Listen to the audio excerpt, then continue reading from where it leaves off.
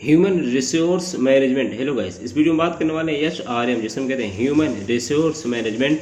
जी हाँ, यूनिट 1 2 3 4 5 के human resource जो MBA का सब्जेक्ट है, उसके इंपॉर्टेंट क्वेश्चन जो एग्जाम्स में आने के चांसेस हैं, अगर आप ना पढ़ लेते तो फिर आप पास हो जाओगे, क्योंकि मैं ऑलरेडी कई सारे वीडियोस के इंपॉर्टेंट क्वेश्चन बता चुका हूँ। आप चाहें तो कम्युनिटी सेक्शन या फिर कमेंट बॉक्स में जाके दे सकते हैं। कम्युनिटी सेक्शन में मैंने कई सारे छात्रों के जो रिव्यू है एग्जाम देने के बाद उन्होंने बताए हैं, किसी का 85, किसी का 60, किसी का 75, किसी का कुछ, तो आप जाके वहाँ पे चेक कर सकते हैं। तो चलिए बिना देरी के हम स्टार्ट करते हैं। HRM यानी कि ह्यूमन रिसोर्स मैनेजमेंट के इंपॉर्टेंट क्वेश्चन जो कि एग्जाम में आने के चांसेस हैं। मिलेगा आपको, सब्जेक्ट का नाम है ह्यूमन रिसोर्स मैनेजमेंट। यहाँ सब कुछ डिटेल्स मैंने यहाँ पे मेंशन कर दिया ताकि आपको इशू ना हो। क्रेडिट्स में टोटल 3 हैं, 3 क्रेडिट्स का पेपर होता है। उसके अलावा अगर बात करें हम यहाँ पे कि इसमें सब्जेक्ट का कोड का, सब्जेक्ट कोड भी यहाँ पे आपको दिख रहा होगा, क्या है इसका, KMBN 202, KMBN 202 यहाँ पे सब्जेक्ट कोड भी आपको मेंशन कर दिया मैंने। उसके अलावा अगर बात करें हम यहाँ पे आपका यूनिट वाइज 1 2 3, तो चलिए बिना देरी के हम करते हैं स्टार्ट। यूनिट 1 में इंपॉर्टेंट क्वेश्चन कौन से हो सकते हैं। अगर हम बात करते हैं यूनिट 1 में इंपॉर्टेंट क्वेश्चन की, तो इंपॉर्टेंट क्वेश्चन यूनिट 1 के यहाँ पे देखो, मैंने ऑलरेडी कई सारे जो क्वेश्चन है यूनिट 1 के, मैंने 3 क्वेश्चन यहाँ पे मैंने हाईलाइट कर रखे हैं। तो अगर बात करते हैं यूनिट 1, सॉरी क्या है यूनिट 1, ठीक है, जो हमारा क्वेश्चन है क्या है, फंक्शन ऑफ HRM। क्या है, फंक्शन ऑफ HRM, ठीक है, यानी कि ह्यूमन रिसोर्स मैनेजमेंट का आपको फंक्शन के बारे में आपको पढ़ना है। क्या है, फंक्शन ऑफ HRM, ठीक है, ये हो गया।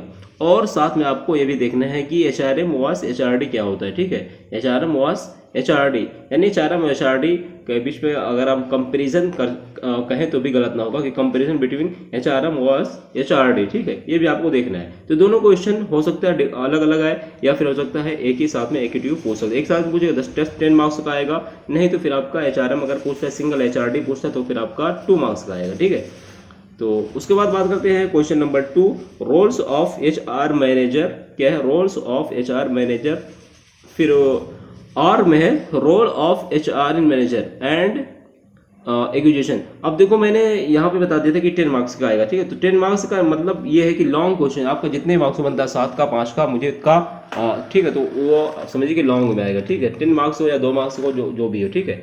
2 मार्क्स होता है शॉर्ट वाला, और 7 मार्क्स किसी का 7 होता है, किसी का 10 होता है, किसी का 5 होता है, तो आप समझ लीजिएगा, ठीक है। कहने का मतलब है कि वो लॉन्ग में आएगा और बाकी अगर सिंगल आता है तो शॉर्ट में आएगा। तो क्वेश्चन नंबर 2 क्या है, रोल ऑफ HR मैनेजर, या फिर देखो रोल ऑफ HR मैनेजर ये पूछ सकता है, या फिर आपसे ये पूछ सकता है कि roles of HR in manager, HR in manager and acquisition क्या होता है, ठीक है। इसके बारे में दोनों का कोई ना कोई एक क्वेश्चन पूछ सकता है। फिर आपका आता है क्वेश्चन नंबर 3, बैरियर्स। क्या है, barrier strategic HRM and TQM productivity. क्या है, बैरियर्स के बारे में पूछ सकता है, स्ट्रेटेजी HRM बैरियर स्ट्रेटेजी, और उसके अलावा TQM प्रोडक्टिविटी के बारे में भी आपसे पूछ सकता है। तो ये देख लेना कि barrier strategic HRM and TQM productivity क्या होता है, देख लेना। यूनिट 1 हो गया, केवल मैंने 3 क्वेश्चन यहाँ पे हाईलाइट करके आपको बता दिया, 3 क्वेश्चन मैंने लिया है। अगर हम बात करते हैं यूनिट नंबर 2 की, यूनिट नंबर 2 फर्स्ट क्वेश्चन जो आपका आता है, क्या है, एम्प्लॉय सिलेक्शन। एम्प्लॉय सिलेक्शन कैसे करते हैं, ठीक है। और दूसरा है आपका प्रोसेस ऑफ एम्प्लॉय सिलेक्शन, यानी एम्प्लॉय सिलेक्शन का आखिर प्रोसेस क्या होता है। क्वेश्चन नंबर 2 आपका मेथड ऑफ रिक्वायरमेंट, यानी रिक्वायरमेंट का तरीका, मेथड यानी उसका जो है कैसे होता है, मेथड कैसे, उसका प्रोसेस क्या है रिक्वायरमेंट का। फिर आपका आता है human resource planning, human resource planning के बारे में आपको देखना है। उसके बाद बात करते हैं question number 3, types and method. क्या है, types and methods and types of training. अब देखिए टाइप्स एंड मेथड ये अलग हो गया, टाइप्स ऑफ ट्रेनिंग दोनों अलग क्वेश्चन हो सकता है, साथ में पूछेगा तो लॉन्ग क्वेश्चन बनेगा, अदरवाइज शॉर्ट बनेगा 2 मार्क्स का, ठीक है। ये हो गया यूनिट नंबर 2। अब उसके बाद बात करें यूनिट नंबर 3। अब यहाँ पे मैंने ये जो क्वेश्चन हाईलाइट यहाँ पे आपको लिया है, क्वेश्चन नंबर यूनिट नंबर 2 में types and method and types of training, ये यूनिट नंबर 3 का, तो मैंने वहाँ पे गलती से वहाँ पे मेंशन किया, तो कोई इशू नहीं है, आपको भी पढ़ लेना है। अब यूनिट नंबर 3 की बात करें तो अब देखो मैं बता दूं, मैंने जितने सारे क्वेश्चन बता रहा हूँ इसको आपको कुछ रिड्यूस नहीं करना, बल्कि आपको इसको क्या करना है, इंक्रीज करना, डिक्रीज नहीं, यानी इसमें से कुछ घटाना नहीं, आपको कुछ बढ़ा सकते हैं, तो 1-2 क्वेश्चन तो चलेगा, बता रहा, अदरवाइज इसको घटाना नहीं है। और अगर आप पढ़ लेते तो मेरी जहाँ तक चांसेस हैं कि आपको आपके पासिंग मार्क्स से प्लस ही मिलेंगे। हो सकता है आप टॉप भी कर जाए, लेकिन फिर भी आपके कम से कम पासिंग मार्क्स या फिर 50 to 60, यानी अगर आपका 70 मार्क्स का पेपर है तो कम से कम आपको 40 मार्क्स 35 to 60 मार्क्स तक आप गेन कर सकते हैं, और मिनिमम 35 तो आपको कहीं गया नहीं अगर आप पढ़ लेते हैं, ठीक है। यूनिट नंबर 3 में ये हो गया, ये पहला क्वेश्चन है। दूसरा हमारा मीनिंग एंड टाइप्स ऑफ, क्या है, मीनिंग एंड टाइप्स ऑफ, तो क्वेश्चन एक तो ये हो गया आपका meaning and types of appraisal, और आपका meaning and method of job evaluation.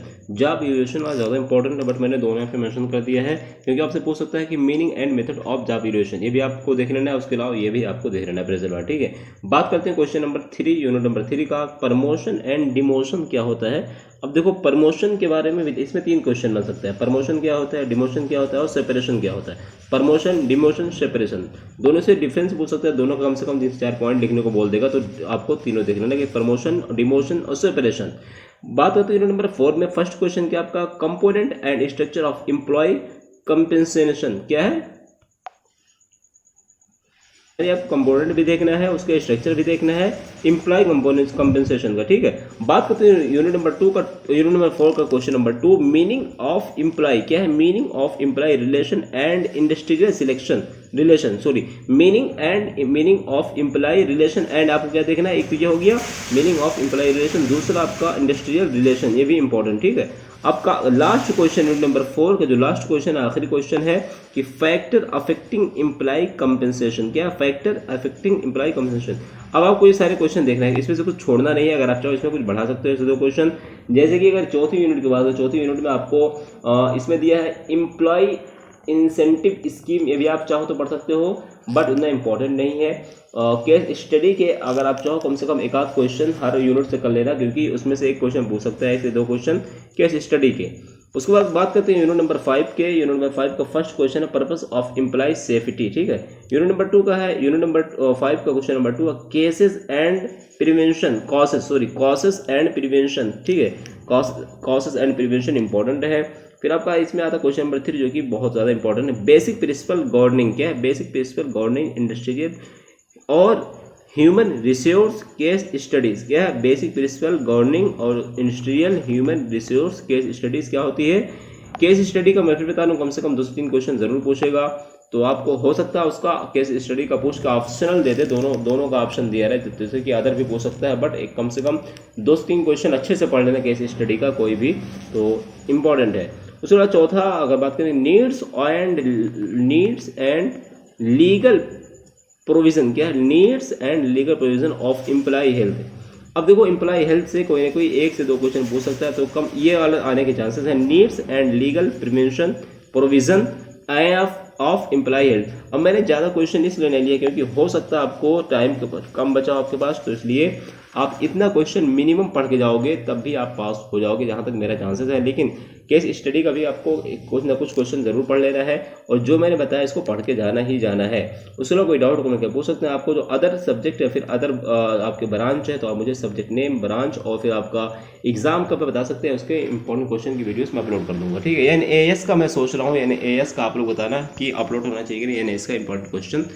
तो जिन छात्रों को पेपर है आप लोग अपना एग्जाम डेट, बाकी यार कल 15 अगस्त है, तो आप लोग धूमधाम से अपने घरों पे तिरंगा फहराइए, और आपको पता होना चाहिए कि आज़ादी हम क्यों मनाते हैं 15 अगस्त, या फिर आखिर 15 अगस्त हमारे लिए इंडियंस के लिए महत्वपूर्ण क्यों है, आखिर इतना ज़्यादा इम्पोर्टेंस इसकी महत्वता क्यों है, आखिर हमें इसके बारे में जानना चाहिए। जो स्वतंत्र सेनानी थे, हमारे फ्रीडम फाइटर थे, जिन लोगों ने अपनी जानें कुर्बान की हैं, उनके बारे में हमें पता है, जिन्होंने अपनी जान निछावर कर दी, जिन्होंने इसके लिए आज़ादी के लिए शहीद हो गए, उसके बारे में हमें जानना चाहिए। तो मिलते हैं next video. Thank you so much, best of luck, happy independence day.